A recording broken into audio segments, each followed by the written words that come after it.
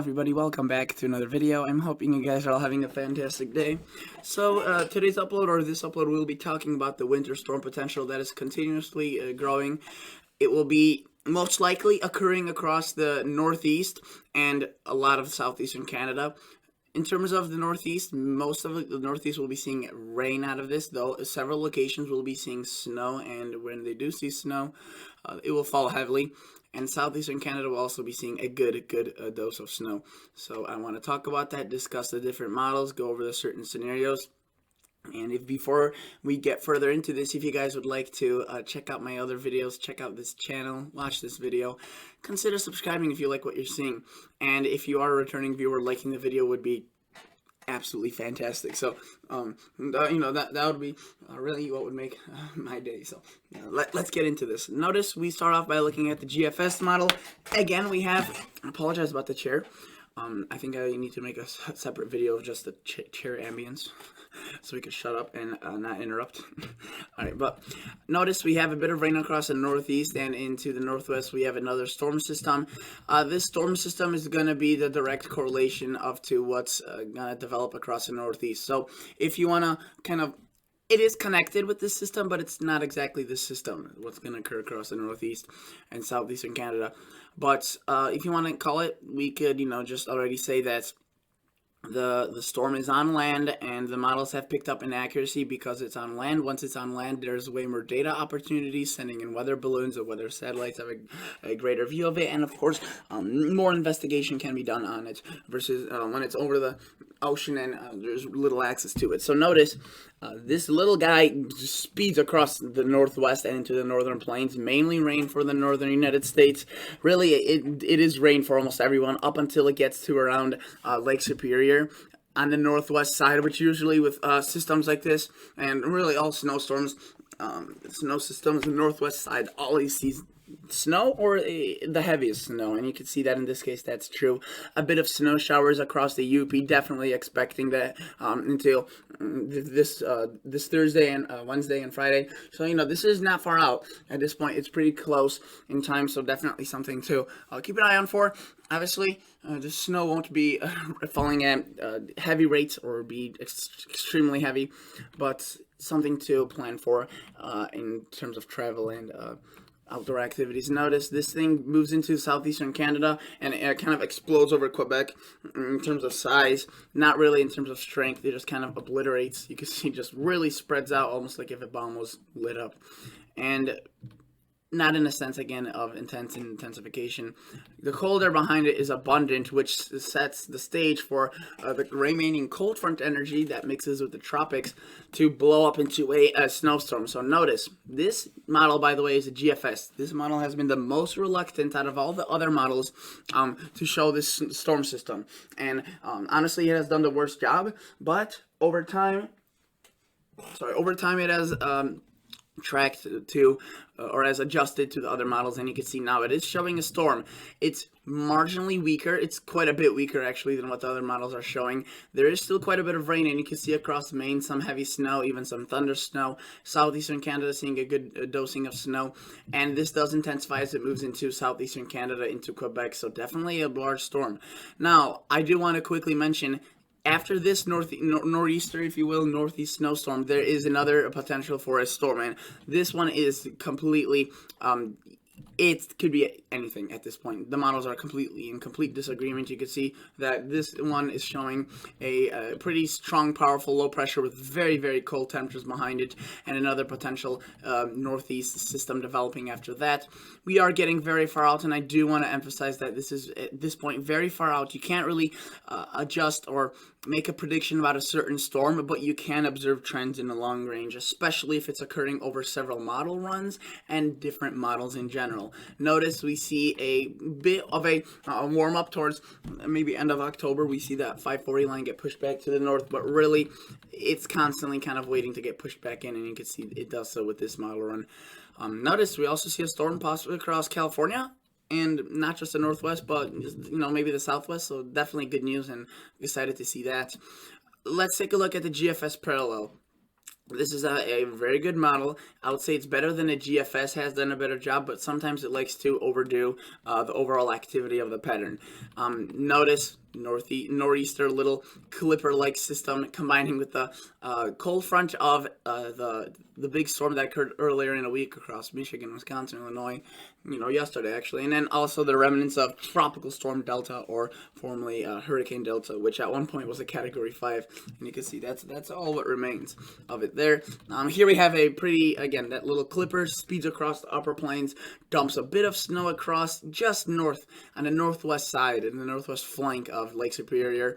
After we get through that, again, develops pretty into a large expansive system. Weak precip associated with it, but definitely it's large, and that does that at around the Friday time frame across Quebec and into Ontario.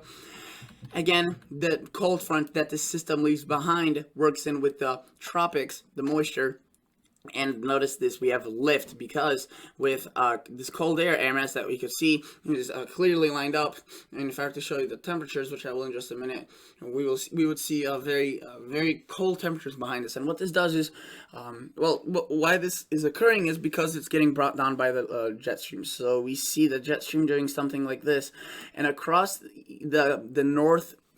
So if a jet stream is kind of in a positive parabola shaped, and always on this side, this kind of lower left corner, is where the strongest of the winds are, and that's what will be occurring here.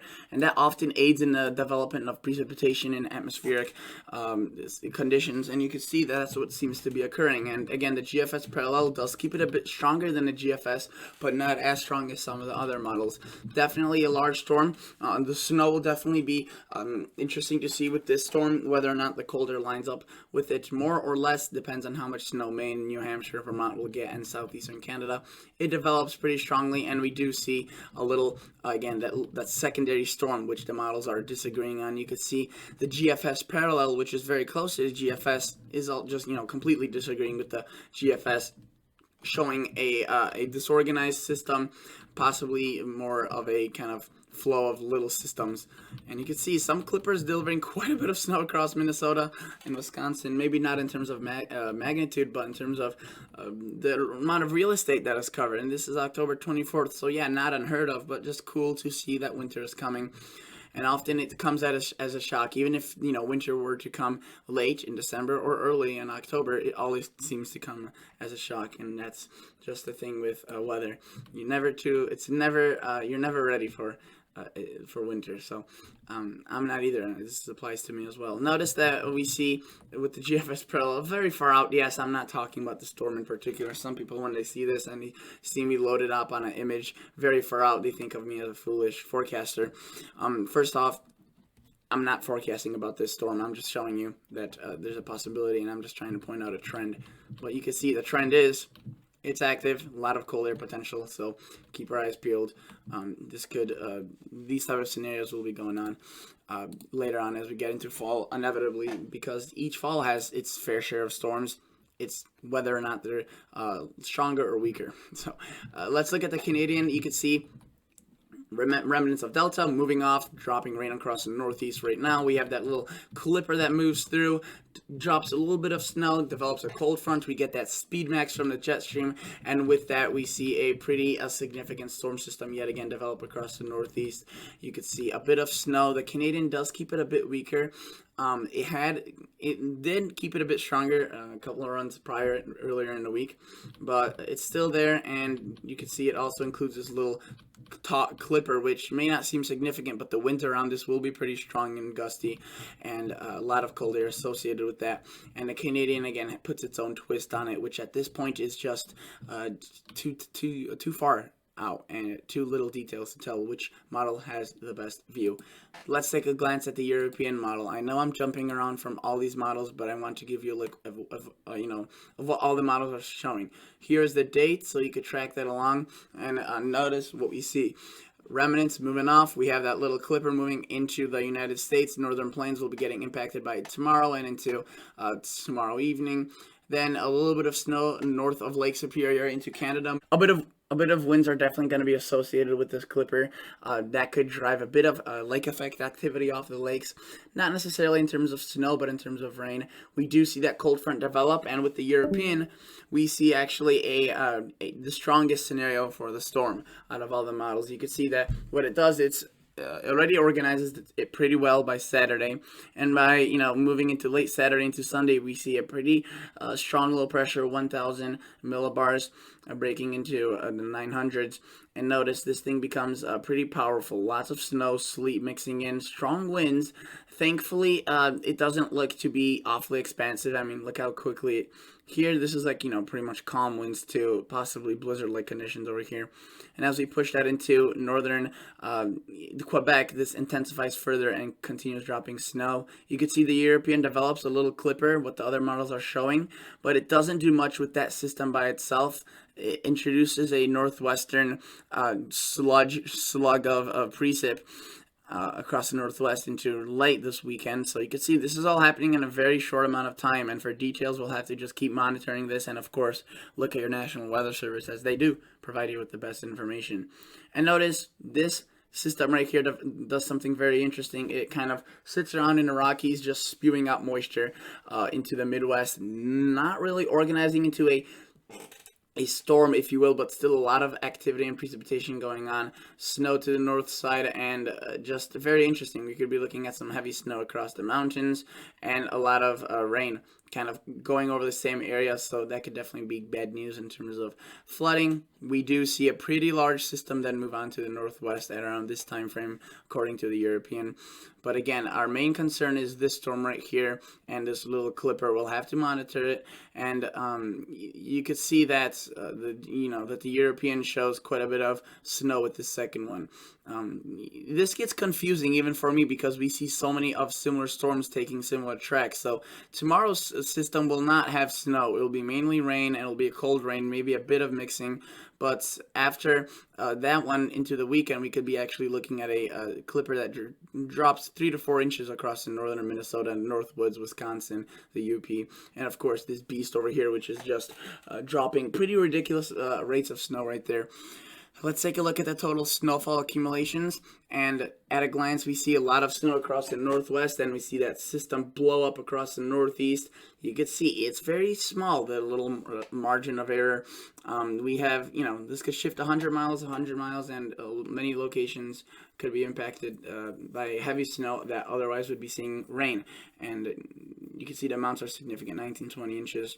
That clipper that comes across the weekend, again, I mean, some locations up to half a foot across the Midwest. I wouldn't even argue that the Twin Cities may see a bit of snow showers into this weekend, including much of northern Wisconsin, North Dakota. And as we push this forward, you could see Montana ends up seeing quite a bit of snow, Wyoming, and even, Nebraska, South Dakota, portions of northwestern Kansas, Colorado.